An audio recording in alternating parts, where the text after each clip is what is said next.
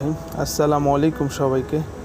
আজ স্পেনের মুসলিম ইতিহাস এবং তার পতন সম্বন্ধে বলবো। 711 খ্রিস্টাব্দে স্পেনের মাটিতে পা রাখেন মুসলিম বাহিনী। মুসলিম সেনাপতি তারিক ইবনে জিহাদের নেতৃত্বে স্পেনের অত্যাচারী রাজা রডারিকে পরাজিত করে মুসলমানরা এই ভূখণ্ডে ইসলামী শাসন প্রতিষ্ঠা করেন।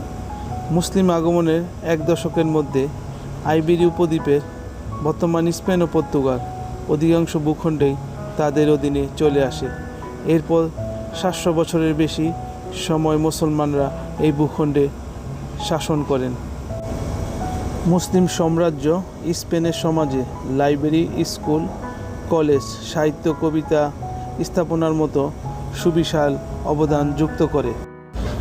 খ্রিস্টীয় নবম শতকে আন্দালুস হয়ে ওঠে ইউরোপের সবচেয়ে অগ্রসর অঞ্চল। এই ভূখণ্ডের জনসংখ্যা 80% লোকই ইসলামের ছায়াতলে আশ্রয় নেয়। এর রাজধানী কর্দোবা ছিল মুসলমান বিশ্ব ও ইউরোপের জ্ঞানপিপাসু তীর্থস্থান।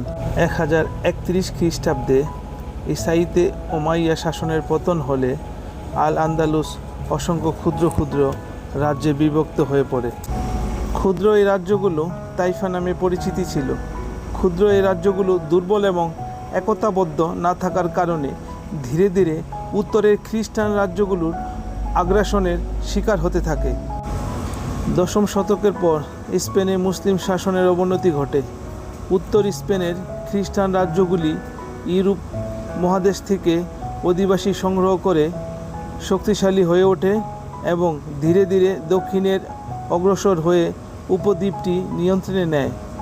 1492 সালে স্পেনের শেষ মুসলিম রাজ্য গ্রানাডা দখলের মধ্য দিয়ে এই প্রক্রিয়া সমাপ্তি ঘটে। স্পেনের মুসলিম শেষ রাজবংশ ছিল গ্রানাডার নসর বংশ। 1232 থেকে 1492।